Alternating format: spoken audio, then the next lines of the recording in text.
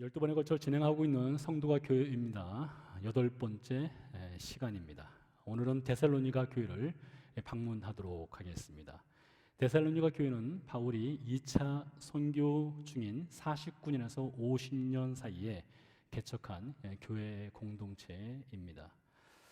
바울이 데살로니가 교회를 개척하게 된 이야기는 사도행전 17장 1절에서 10절 사이에 자세하게 기록이 되어 있는데요. 바울은 빌립보 교회를 개척한 후에 암비볼리와 아볼로니아를 거쳐 데살로니가에 도착합니다. 바울은 늘 하던 대로 유대 회당에 들어가서 복음을 전하게 되는데요. 그 장면이 사도행전 17장 2절에서 3절에 기록이 되어 있습니다. 바울이 자기 관례대로 그들에게로 들어가서, 관례대로 이 말은 습관을 따라서라는 말이 되겠습니다. 그들에게 들어가서 새 안식일에 성경을 가지고 강론하며 뜻을 풀어 그리스도가 해를 받고 죽은 자 가운데서 다시 살아나야 할 것을 증언하고 이르되 내가 너희에게 전하는 이 예수가 곧 그리스도라 하니. 바울은 해외 이곳저곳을 많이 돌아다닌 경험이 많은 사람입니다. 지중해를 배 타고 건너갔습니다. 이스라엘 북쪽 수리아, 지금의 시리아 땅이죠. 시리아 땅과 지중해 건너편 소아시아, 지금의 터키, 마게도니아, 지금의 그리스, 로마까지 방문을 한 사람입니다. 많은 도시와 많은 나라들을 방문했습니다. 무엇보다 디아스포라 유대인들, 전 세계에 흩어져 있는 유대인들이 평생 꼭 한 번이라도 가고 싶어 하는 예루살렘에서 오랫동안 바울은 살았습니다. 따라서 바울은 오랜 여행 견문을 가는 곳곳마다 풀어놓을 이야기 보따리가 많았습니다. 그러나 바울이 유대 회당에서 그가 거쳐온 도시나 나라들, 특히 예루살렘과 관련된 최신 뉴스들, 사람들의 관심을 끌만한 그런 뉴스들을 바울은 전하지 않았습니다. 사실 그런 것들은 세상의 잡다한 이야기에 불과합니다. 사람들의 귀를 즐겁게 할 수 있고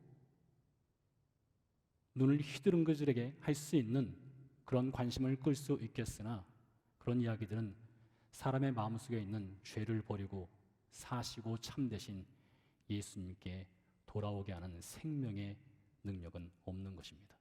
그래서 바울은 전혀 세상 이야기 하지 않고 3주간에 걸쳐서 오직 예수 그리스도의 복음에 대해서만 전하였습니다. 바울이 이렇게 3주간에 걸쳐서 예수 그리스도의 복음을 전했을 때 그 복음을 들은 사람들은 2가지 반응을 보이게 됩니다. 사실 이것은 그 당시뿐만 아니라 복음이 전해지는 현장에는 항상 2가지 반응이 나타나는데요. 첫 번째 반응은 이렇습니다. 첫 번째 반응은 복음을 듣고 믿고 따르는 사람들입니다. 사도행전 17장 4절 말씀입니다. 어떤 사람 곧 경건한 헬라인의 큰 무리와 적지 않은 교부인도 권함을 받고 바울과 실라를 따르니 라는 증언이 있습니다. 이처럼 복음을 듣고 따르고 믿는 사람들이 있는 반면에 사도행전 17장 5절의 증언에 따르면 그러나 유대인들은 시기하여 저자의 어떤 불량한 사람들을 데리고 때를 지어 소동을 일으키는 장면을 볼 수가 있습니다. 이 성난 유대인들은 복음에 거부하고 복음을 반발합니다. 그리고 바울과 그의 일행들을 고소하려고 열심히 찾아다녔습니다. 그러다가 바울과 그 일행들을 찾지 못하자 대신 복음을 받아들인 야손과 그의 형제들을 끌고 읍장에게, 즉 재판장에게 갑니다. 이 장면이 사도행전 17장 6절, 7절에 기록되어 있습니다. 발견하지 못하며, 즉 바울과 그 일행을 발견하지 못하자 야손과 및 그의 형제들을 끌고 읍장들 앞에 가서 소리질러 이르되 천하를 어지럽게 하던 이 사람들이 여기도 이르매 야손이 그들을 맞아 들였도다. 이 사람들이 다 가이사의 명을 거역하여 말하되 다른 임금 곧 예수라 하는 이가 있다 하더이다. 여러분 잘 들어보시기 바랍니다. 복음은 다른 임금, 즉 가이사 로마 황제인 가이사가 아닌 다른 임금 예수님이 왕이시다라는 것을 받아들이는 것이 복음을 믿는 것입니다. 우리가 숙고한 대로 성도가 교회입니다. 첫 시간에 마태복음 16장 말씀을 통해서 우리는 예수님을 큐리오스, 주님으로 영접하는 사람들의 그 신앙 고백 위에 교회가 세워졌다 하였습니다. 여러분, 누가 예수님을 큐리오스, 주님이라고 부를 수 있겠습니까? 누가 예수님을 왕이라고 고백할 수 있겠습니까? 여러분, 누누이 반복해서 강조하지만 우리가 예수님의 주 대신 예수님을 향해서 당신이 나의 큐리오스 주님이십니다라고 고백하는 것, 예수님이 당신의 나의 왕이십니다라고 고백하는 것은 우리가 할 수 있는 것이 아닙니다. 그 누구도 할 수 없습니다. 이것은 전적인 하나님의 은혜로만 가능한 것입니다. 그래서 전에도 말씀드렸지만 에베소 2장 1절 말씀, 바울이 우리 인생을 향해서 허물과 죄로 완전히 죽었다. 그래서 우리는 영적 시체, 네크로스 시체였다라고 말씀을 드렸습니다. 여러분, 시체는 그 어떤 것에도 반응을 보일 수가 없습니다. 그런데 이 영적 네크로스인 영적으로 죽은 인생은 이상하게도 반응이 가능합니다. 시체는 반응을 할 수 없는데 영적으로 죽은 이 네크로스 시체는 반응이 가능한데, 복음이 전해지게 되면 이 영적 네크로스 이 시체들은 어떻게 반응을 하느냐? 복음을 거부합니다. 복음에 반발합니다. 이것이 본질상 진노의 자녀로 태어난 인간의 본성입니다. 이렇게 말씀에 저항하는 이 죽은, 영적으로 죽은 이 네크로스의 인간의 본성에 하나님의 은혜가 비춰지고 하나님의 은혜가 임하게 되면 놀라운 일이 발생하게 됩니다. 본질상 진노의 자녀로서 복음을 거부하던 인생이 하나님의 은혜가 임하게 되면 죽은 그 영혼이 살아나게 되는 역사가 일어나게 됩니다. 이는 마치 하나님이 십자가에서 달려 죽으신 예수님을 하나님의 능력으로 살리신 것과 같습니다. 여러분 기억하십시오. 예수님이 십자가에서 죽으신 다음에 무덤에 안치되지 않습니까? 예수님이 3일 동안 무덤 속에 있을 때에 예수님 3일 지나자마자 내가 일어나야 되겠다 해서 그분 스스로가 살아나온 것이 아닙니다. 성경은 말하기를 예수님 스스로가 살아나온 것이 아니라 하나님이 예수님을 살리셨다라고 말을 하고 있습니다. 아버지 하나님이 살려주신 것입니다. 이를 통해서 죽은 자의 무덤에 살고 있는 우리 인생, 완전히 영적으로 죽은 시체 네크로스로서 살아가고 있는 우리 인생 역시 이 죄의 무덤에서 하나님의 전적인 은혜로 그 복음의 능력으로 하나님이 살려주신다는 것을 의미합니다.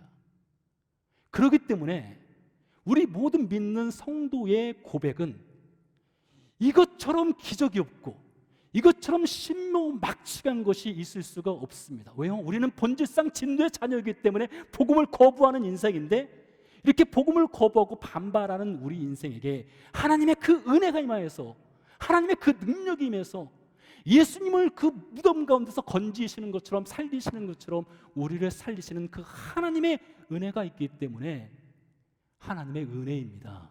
그것밖에 고백할 수밖에 없다라는 것이죠. 그 한 가지 예가 사도행전 16장 14절에 나타납니다. 이 말씀에 보면 루디아라고 한 여인이 있었는데, 바울이 그 루디아라는 여인에게 예수 그리스도의 그 십자가의 복음을 전할 때 하나님이 어떤 일을 행하시는가 하면 그 여인의 마음을 열어주셨다라고 말합니다. 그 마음을 열어주셨다는 말이 무엇일까요? 다른 말로 하면 영적으로 완전히 죽은 그 네크로스, 그 시체인 그 루디아를 그 죽음의 무덤에서 살려내셨다라는 말과 같은 것입니다. 그래서 그녀의 귀가 열리게 하고 그녀로 하여금 복음을 믿게 한 것입니다. 그래서 여러분, 복음을 받아들인 그리스도인들은 이구동성으로 고백할 수 있는 것이, 이건 내가 무슨 능력을 한 것이 아니라 하나님의 전적인 은혜였다, 이런 고백을 하는 것입니다. 바울이 데살로니가에서 이렇게 유대인들에게 복음을 전했을 때에 그 복음에 반발하는 유대인들이 도시 전체를 흔드는 소동을 일으켜서 바울은 더 이상 데살로니가에 머물 수가 없었습니다. 그래서 베레아로 야밤에 떠나게 됩니다. 그 후에 바울이 데살로니가에 디모데를 보내게 되고 디모데가 다녀와서 데살로니가 교회에 있는 문제점을 알려주게 됩니다. 그래서 바울이 데살로니가 전서 그리고 후서 총 8장에 걸쳐서 바울이 편지를 쓰게 됩니다. 바울이 데살로니가 교회 공동체에 편지를 쓰게 된 이유, 그 이유는 크게 두 가지로 볼 수 있는데요. 첫째는 데살로니가 교회는 예수님의 다시 오심, 즉 재림에 대한 소망이 점점 식어지고 있었습니다. 둘째로 예수님의 재림에 대한 소망이 점점 식어지게 되자 그에 따른 결과로, 아주 자연스러운 결과로 거룩함의 열망 역시 사라지고 있었습니다. 그러니까 여러분, 주님의 다시 오신다는 이 재림에 대한 소망이 사라지게 되면 그 누구 하나 주님을 맞이할 그 거룩함의 준비를 할 수 없다라는 것입니다. 여러분, 이것은 우리에게도 마찬가지입니다. 우리가 주님의 오심을, 다시 오심을 기억하지 않고 그것을 소망하며 기대하지 아니하면 그 맞을 준비인 거룩함을 준비할 수가 없다는 것입니다. 그래서 오늘은 이 데살로니가 교회를 통해서 재림을 준비하는 성도인 교회라는 주제를 가지고 여러분들에게 말씀을 드리고자 합니다. 본문 1절, 2절입니다. 형제들아, 때와 시기에 관하여는 너에게 쓸 것이 없으면 주의 날이 밤에 도둑같이 이를 줄을 너희 자신이 자세히 알기 때문이라. 여러분, 우리는 지난 몇 주간에 걸쳐서 성도가 교회입니다. 이 시리즈를 통해서 특별히 복음에 대한 내용을 우리가 들어오고 있습니다. 이 복음의 내용 중에 빠질 수 없는 이 한 가지가 있다면 바로 본문 2절에 나오는 주의 날, 즉 주님이 다시 오신다는 이 재림의 사실입니다.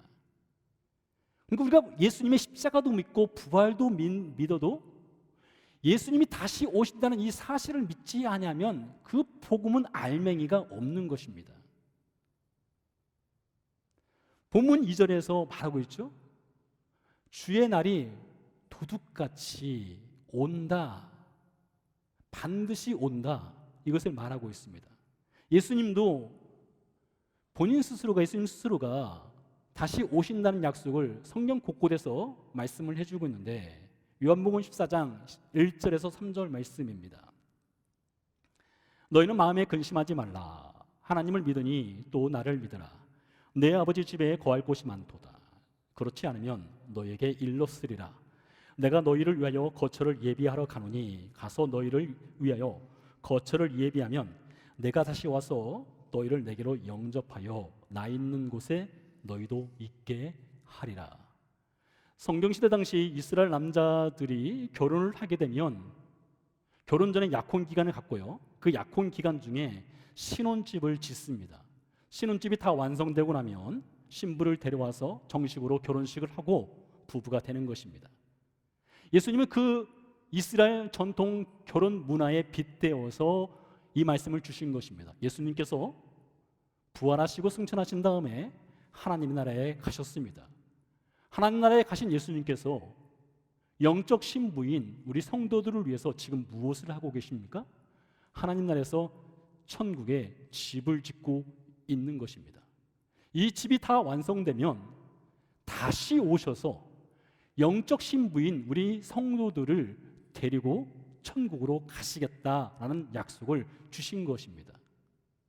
사도행전 1장 11절 말씀에 보니까 이르되 갈릴리 사람들아 어찌하여 서서 하늘을 쳐다보느냐, 너희 가운데서 하늘로 올려지신 이 예수는 하늘로 가심을 본 그대로 오시리라 하였느니라. 예수님께서 부활하셨습니다. 40일을 제자들과 함께 보내셨습니다. 40일째 되는 날 예루살렘 동편의 올리브산 산 정상에서 제자들이 보는 가운데 예수님이 하나님의 나라로 올라가셨습니다. 그 장면을 제자들이 땅에서 하늘을 바라보고 있을 때에 천사가 한 말입니다. 갈릴리 사람들아, 너희가 어찌하여 하늘을 쳐다보느냐? 너희 앞에서 올려지신 이 예수는 너희가 가심을 본 그대로 다시 오시리라. 이 약속을 주셨다는 것입니다. 데살로니가에서 바울이 복음을 전할 때 역시 바울은 십자가와 부활만 전한 것이 아니라 예수님이 다시 오신다는 약속의 복음을 오늘 1절과 2절에서 주고 있습니다. 그러면 예수님이 언제 어떻게 오십니까? 2절이 분명히 우리에게 얘기를 해주고 있는데요, 주의 날이 밤에 도둑같이 이른다 했습니다. 여러분, 도둑은 때와 장소를 미리 말하고 오지 않지 않습니까? 그래서 밤에 도둑같이라는 말은 곧 예수님이 오시는 그때와 그 시기는 저도 모르고 여러분도 모르고 아무도 모른다는 것입니다. 혹시 누군가 아주 신령하여서 영적으로 충만해서 예수님이 이때 오신다라고 말하면 그것은 100% 거짓말이고 100% 이단이나 하는 이야기입니다. 아무도 모릅니다. 밤에 도둑같이 오신다라고 말을 하고 있습니다. 이렇게 예수님이 밤에 도둑같이 오시게 되는데 복음을 받아들이는 사람들도 복음을 받아들이거나 복음을 거부하거나 두 부류의 사람이 있는 것처럼 예수님이 다시 오신다는 이 사실 앞에 예수님을 맞이하는 사람들 역시 두 부류의 사람들이 있습니다. 저는요, 여러분들이 이 말씀을 들을 때에 오늘뿐만 아니라 여러분이 항상 예배 시간에 이 성경을 준비하셔서 함께 성경을 펴고 성경이 무엇라고 하는지를 직접 여러분의 눈으로 확인하기를 꼭 권면해 드립니다. 자, 성경을 보시기 바랍니다. 본문 4절에 보니까 형제들이란 표현이 있고요, 너희란 표현이 있습니다. 5절에 너희, 우리란 표현이 있고요, 6절에 우리, 8절, 9절, 10절, 11절에 연이어서 우리와 너희라는 표현이 나옵니다. 그리고요 3절에 보면요 그들이란 표현이 있고요, 7절에는 자는 자들이란 표현이 있고요, 자고 취하는 자들이라는 특정하지 않은 어떤 사람들을 바울이 언급을 합니다. 이것을 통해서 무엇을 알 수 있느냐? 예수님의 재림을 맞이하는 사람들은 두 그룹이 있는데 첫 번째 그룹은 형제, 너희, 우리에 속하는 그룹이고요, 두 번째 그룹은 그들, 자는 자들, 자고 취하는 자들이란 그룹입니다. 이게 두 그룹으로 나눠지는 것이에요. 그렇다면 좀 더 구체적으로 바울이 말하는 그들, 자는 자들, 자고 취하는 자들은 어떻게 생활하는지를 보도록 하겠습니다. 이 사람들은요 주의 날을 준비하지 않습니다. 그저 현실의 평안과 안전에 대한 관심뿐입니다. 복음이 없으면 영원한 평안과 영원한 안전에 대한 관심 자체가 있을 수 없습니다. 그래서 이 땅에서 가장 큰 관심사는 무엇을 먹을까? 무엇을 입을까? 무엇을 마실까에 대한 지극히 현실적인 평안과 안전만을 구하게 됩니다. 죽음 이후에 영원한 삶을 준비하지 않는 것입니다. 바울은 이렇게 현실적인 평안과 안전을 구하는 사람들에게 피할 수 없는 멸망이 임한다는 것을 3절에서 이렇게 이야기하고 있습니다. 임신한 여자에게 해산의 고통이 이름과 같이 멸망이 갑자기 그들에게 이르리니 결코 피하지 못하리라. 여러분, 세상의 모든 어머니들은 출산할 때 피할 수 없는 해산의 고통을 겪습니다. 피할 수 없는 해산의 고통을 임산부가 겪는 것처럼 평안하다, 안전하다, 현실에 먹고 마시고 입는 것에만 관심이 있는 사람들 역시 피할 수 없는 멸망이 찾아온다라고 바울이 이야기를 하는 것입니다. 예수님이 마태복음 24장 36절에서 39절 사이에 말씀하십니다. 그러나 그날과 그때는 아무도 모르나니 하늘의 천사들도 아들도 모르고 오직 아버지만 아시느니라. 노아의 때와 같이 인자의 임함도 그러하리라. 홍수전에 사람들이 먹고 마시고 장가들고 시집가고 있으면서 홍수가 나서 그들을 다 멸하기까지 깨닫지 못하였으니 인자의 임함도 그러이와 같으리라. 노아 시대에 대홍수가 있었습니다. 하늘과 땅에 있는 모든 물의 문이 열려버렸습니다. 천둥 번개가 치고 억수 같은 비가 쏟아져 내렸습니다. 빗물이 발목에 차고요, 무릎에 차고요, 허리에 차올 때까지도 사람들은 그 빛으로 인해서 자신들이 멸망할 거란 사실을 전혀 깨닫지 못했다라고 이야기를 하고 있습니다. 자, 그런데 여러분 한번 잘 들어보시기 바랍니다. 하나님은 순식간에 단 1초의 시간에, 그 짧은 찰나의 시간으로 세상을 물로 뒤덮은 것이 아니었습니다. 창세기 6장, 7장, 8장으로 넘어가는 노아의 대홍수 사건을 보면 하나님은 비를 며칠 동안 내리셨느냐? 하늘의 창을 열기를 40일 동안 하늘의 창을 열어 놓으셨습니다. 그러니까 40일에 거쳐서 비가 내린 것입니다. 이것을 40일이라는 시간을, 이 날을 그 누구도 순식간이라고 말할 수 없습니다. 하나님은 갑자기 하늘의 창을 다 열어서 1초 만에 물을 쏟아붓지 아니하시고 40일의 시간을 두시면서 물을 쏟아 부으셨습니다. 같은 맥락에서 오늘 본문 말씀에 멸망이 갑자기 찾아온다라고 바울이 말하고 있는데, 이것은 0.1초 만에 찾아오는 그런 멸망이 아닙니다. 순간에 오는 멸망이 아닙니다. 바울 시대를 기점으로 삼는다 해도 도둑같이 오시는 예수님, 갑자기 찾아오는 이 멸망에 피할 수 없는 시간은 바울 시대로부터 지금까지 몇 년이나 지금 지체되고 있습니까? 근 2000년 이상이 지금 지체되고 있고 미뤄지고 있다는 사실입니다. 그러므로 바울이 말하는 멸망이 갑자기 온다, 피할 수 없는 멸망이 오고 있다, 이 말은 매우 느리게 진행되고 있다는 것입니다. 자, 여러분, 이 사실을 통해서 우리는 무엇을 배울 수 있느냐? 하나님의 오래 참으시고 오래 참으시는 인자와 하나님의 사랑을 이 장면을 통해서 우리는 배울 수가 있습니다. 하나님은요, 자신의 이름을, 그 거룩한 이름을 모욕하는 것을 하나님은 견디지 못하시는 분이십니다. 그래서 하나님을 경배하지 않고 불순종하는 인생을 하나님은 일순간에 멸하실 수 있는 분이십니다. 주전 701년에 아수르의 18만 5천 대군을 이끌고 아수르의 왕 사네립이 남유다를 공격하게 됩니다. 그때 사네립이 하나님의 이름을 저주하고 모욕을 했습니다.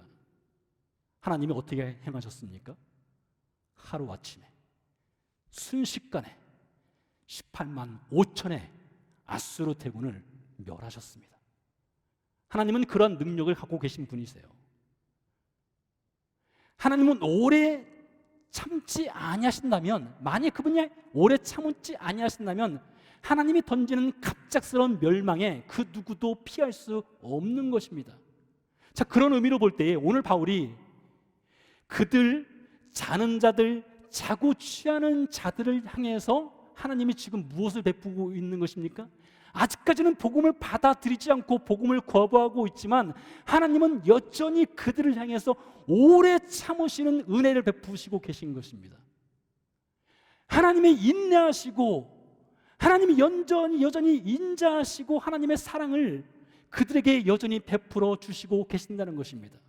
그래서 베드로가 베드로전서 3장 9절에서 하나님은 오래 참으시고 아무도 멸망하지 않고 회개하기를 원하신다는 하나님의 그 속마음을 알려주었습니다.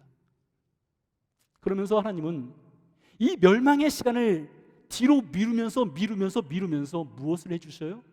계속 복음의 메시지를 전하시는 것입니다. 그래서 여러분, 목사가 이 현장에서 여러분들에게 이 복음의 메시지를 전하는 것은 하나님의 멸망을 점점 늦춰가시는 그 하나님의 은혜 가운데서 여러분들로 하여금 자고 먹고 마시는 것에만 관심이 있는 현실의 평안과 안전을 구하는 아직 복음이 들어가지 아니한 분들에게 하나님의 오래 참으시는 인자하심을 보여주는 한 장면입니다. 그러면서 하나님은 이 거짓된 평안과 거짓된 안전, 그것만을 바라보는 인생에게 헛된 것을 버리고 말씀으로 돌아와라 라는 말씀을 하시는 것입니다. 그렇게 볼 때에 오늘 자는 자들, 그들 자고 취하는 자들에게도 여전히 하나님의 은혜는 있는 것입니다. 하나님이 말씀하시는 것이에요. 깨어라, 지금은 구원의 때이다. 더 이상 멸망의 날을 그냥 기다리지 마라. 그러한 하나님의 오래 참으시는 은혜를 지금 이 말씀에서 우리는 역설적으로 발견을 할 수가 있는 것입니다. 자, 그러면 이제 우리 형제, 낮에 속하고 빛에 속한 성도는 어떻게 주님 오심을 기다려야 합니까? 여러분, 우리가 살고 있는 이 시대는 밤을 잊은 시대입니다. 낮과 밤이 구분이 되지 않는 시대예요. 그 정도로 밝아졌습니다. 모든 것이 선명하죠. 더 뚜렷하게 보이죠. 모든 것을 좀 더 자세히 보기 위한 이 문명의 노력은 얼마나 그 좋은 결과물을 만들어냈는지 상상을 초월할 정도입니다. 엑스레이 촬영이나 MRI나 CT 촬영을 통해서 우리는 몸 구석구석을 다 볼 수가 있습니다. 여러분이 사용하는 휴대폰만 봐도 몇 년 전에 그 휴대폰 사진 화질과 여러분이 지금 사용하고 있는 휴대폰의 화질이 확연하게 차이가 납니다. 더 선명해졌습니다. 더 밝게 보입니다. 화질이 정말 좋아졌어요. 그런데요, 이렇게 좀 더 밝게, 좀 더 자세히, 좀 더 멀리, 좀 더 잘 보려고 하는 인간의 그 욕망과 그 노력은 열심히 부단히 노력을 하고 있는데, 인간의 눈은, 그 영적 내면을 보는 그 눈은 점점 시력을 상실하고 있다는 사실을 여러분 알고 계십니까? 세상의 빛은 밝아지고 있지만 우리 영적 자아의 현실을 보는 눈 자체는 지금 소경이 되어가고 있습니다. 예수님 말씀하셨죠. 너희가 날씨를 분별하지만 날씨를 보고 내일 날이 좋을지 좋지 않을지 비가 올지를 분별하지만 시대의 표적은 분별하지 못한다. 영적인 눈이 가려져 있다라고 예수님 말씀하지 않습니까?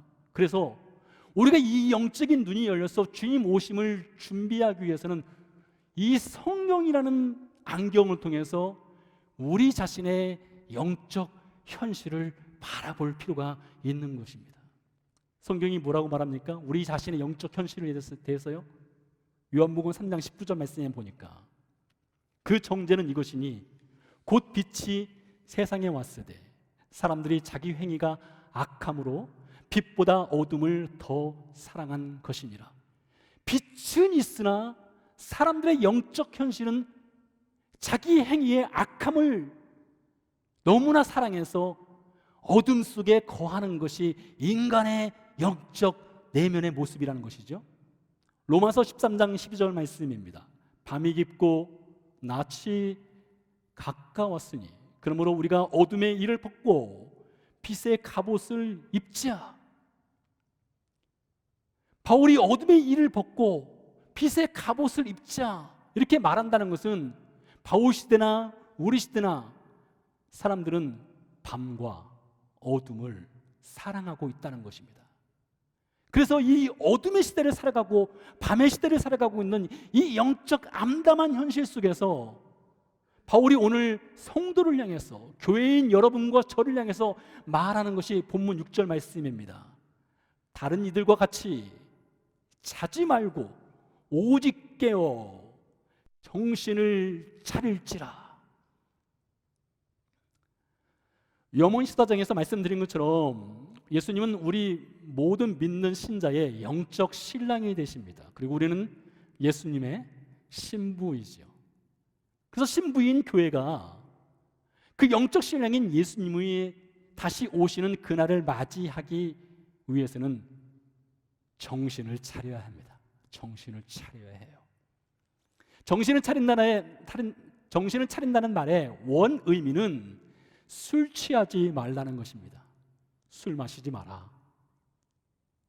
이 술 취하지 말라는 말을 통해서 바울은 이 대명사 술 취하지 말라는 말을 통해서 당시 세상의 조류를 따라 살아가고 있는 이 타락한 로마 제국 시대의 문화에 역행하여 정신을 차려 거룩한 신부로서의 삶을 살라. 이것이 성도의 마땅한 거룩한 소명이다 라고 권면을 하고 있는 것입니다.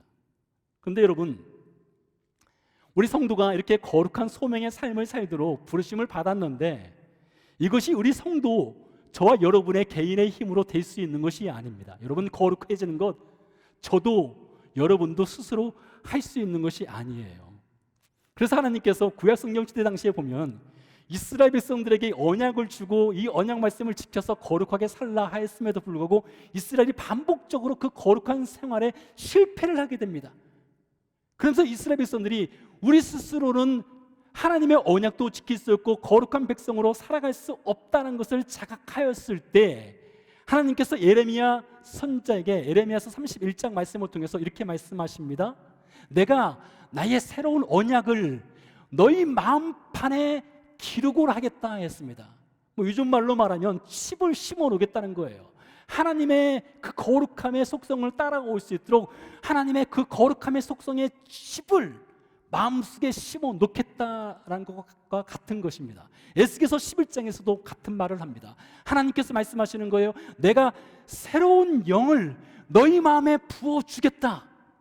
그러니까 이 거룩함을 따라가기 위해서는 우리 스스로 할 수 있는 것이 아니라 하나님이 전적으로 도와주셔야만 가능하다는 것이죠.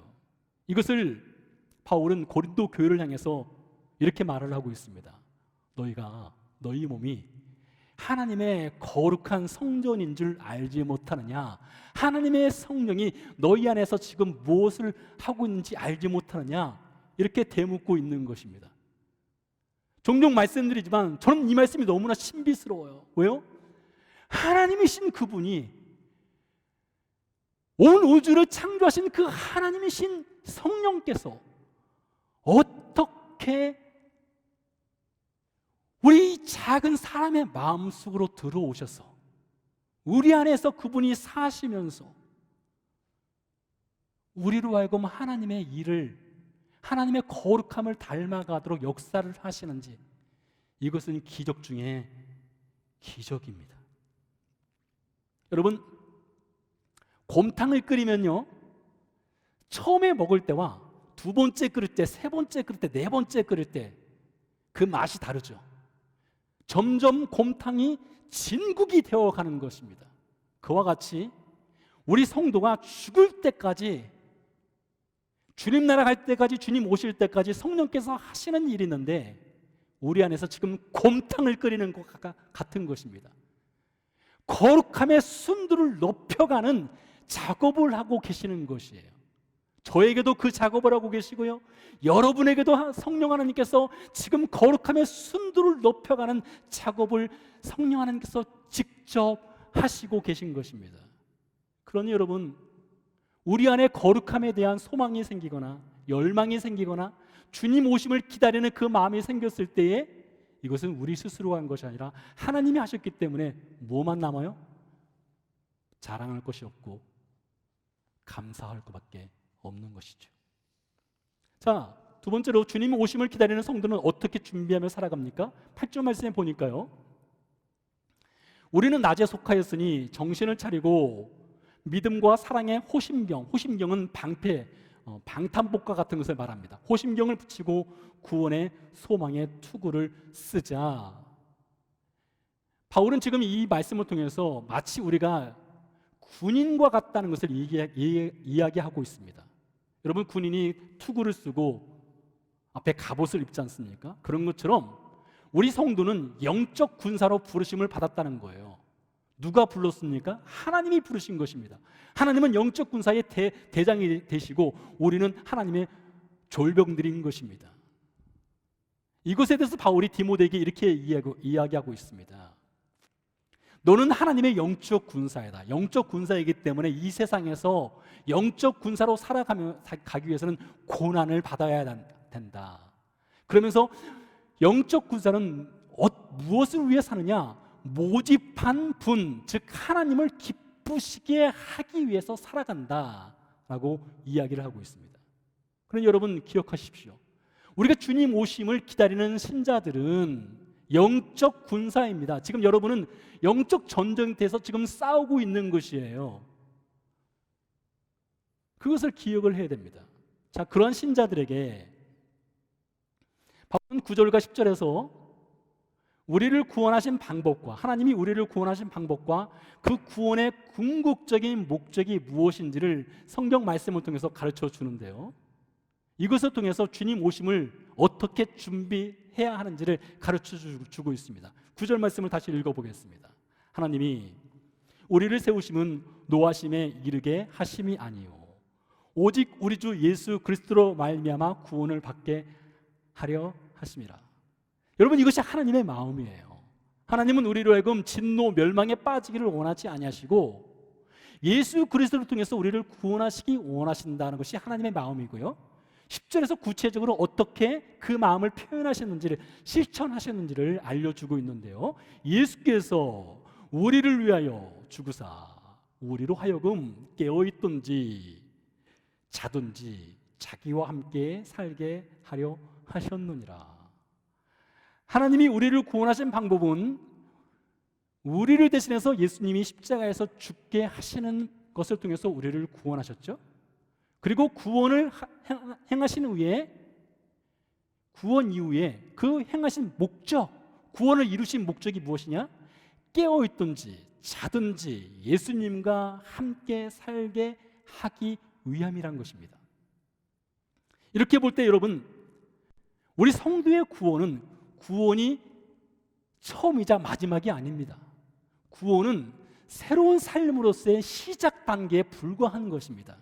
그래서 여러분, 신약성경을 보면 신약성경이 27권이 있지 않습니까? 첫 사복음서는 예수님의 생애에 관한 것입니다. 이 예수님의 생애에 관한 것을 기록하고 나서 사도행전부터 요한계시록까지 23권이 있는데 이 23권은 무엇을 말하고 있습니까? 구원받은 성도가 이제 구원받은 이후에 어떻게 살아갈 것인가, 어떻게 살아갈 것인가에 대해서 이야기를 하고 있는 것이 23권의 분량 아닙니까? 그렇게 볼 때에 예수님의 십자가와 부활의 사건과 관련된 실제 우리가 구원받는 그 시점, 그 순간, 그것에 대해서는 분량이 매우 짧지만 그 이후에 우리가 어떻게 살아갈 것인가에 대한 분량은 비교할 수 없을 정도로 엄청나게 많다는 것입니다. 어떻게 살아갈 것이냐? 이것을 10절 말씀이 뭐라고 말한다고요? 깨든지 자든지 예수님과 함께 있게 하기 위함이라는 것입니다. 그래서 성도인 교회는 지금 이 현실의 세상 속에서 우리가 살아가는 코로 호흡하는 이 시간에 예수님과 함께 살고 있고요, 성도가 죽음 이후에도 예수님과 함께 살고요, 예수님이 다시 오셔도 예수님과 함께 사는 것입니다. 그래서 이 성도인 교회는 신랑 되신 예수님을 지금 만나러 가고 있는 여정 중에 있는 것입니다. 이것을 히브리서 11장에서는 나그네 삶이라고 이야기를 하고 있습니다. 여러분, 몽골에 가면 유목민들이 목양을 하는 것을 볼 수가 있는데요, 목양을 하면서 풀을 찾아서 계절마다 이동을 합니다. 그래서 항상 떠날 준비를 하며 살아가는 사람들이 몽골의 유목민들입니다. 늘 떠나야 하니 집을 짓지 않고 텐트 생활을 합니다. 그래서 몽골 사람들이 짓는 그 텐트를 전문 용어로 게르라고 부릅니다. 게르. 근데 이 게르라고 하는 이 텐트가 히브리어로는 무엇을 의미하느냐? 나그네를 뜻합니다. 그래서 가나안 땅에 살았던 아브라함, 이삭, 야곱, 광야 생활 40년을 했던 모든 이스라엘 백성들이 텐트 생활을 하면서 이동을 했지 않습니까? 그래서 그들의 삶은 나그네 삶, 즉 게르의 삶을 살았던 것입니다. 그래서 이 조상들은, 믿음의 조상들은 이 게르 나그네 삶을 살면서 본향된 천국을 그리면서 매일매일을 살아왔습니다. 그것을 히브리서 11장 9절에서 11절에서 이렇게 증언합니다. 믿음으로 그가 이방의 땅에 있는 것 같이 약속의 땅에 거류하여 동일한 약속을 유업으로 함께 받은 이삭 및 야곱과 더불어 장막에 거하였으니 이는 그가 하나님이 계획하시고 지으실 터가 있는 성을 바랐습니다. 13절 하반절에 보니까요, 또 땅에서는 애국인과 나그네 즉 게르임을 증언하였으니 14절에 보니까요, 그들이 이같이 말하는 것은 자기들이 본향 찾는 자임을 나타냄이라. 15절과 16절에 보니까 그들이 이제는 더 나은 본향을 사모하니 하늘에 있는 것을 사모한다라고 증언하고 있습니다. 그래서 성도인 교회, 이 땅을 게르 나그네로 살아가는 모든 성도는 언젠가 천국에서 만날 그 예수님을 사모하며 고대하며 오늘을 살아가는 것입니다. 이렇게 하루하루를 신랑 되신 예수님을 만나기를 소망하며 살아갈 때 그 마지막 장면을 요한계시록 21장 3절 4절에서 이렇게 증언합니다. 내가 들으니 보좌에서 큰 음성이 나서 이르되 보라, 하나님의 장막이 사람들과 함께 있음에 하나님이 그들과 함께 계시리니 그들은 하나님의 백성이 되고 하나님은 친히 그들과 함께 계셔서 모든 눈물을 그 눈에서 닦아주시니 다시는 사망이 없고 애통하는 것이나 곡하는 것이나 아픈 것이 다시 있지 아니하리니 처음 것들이 다 지나갔음이로라.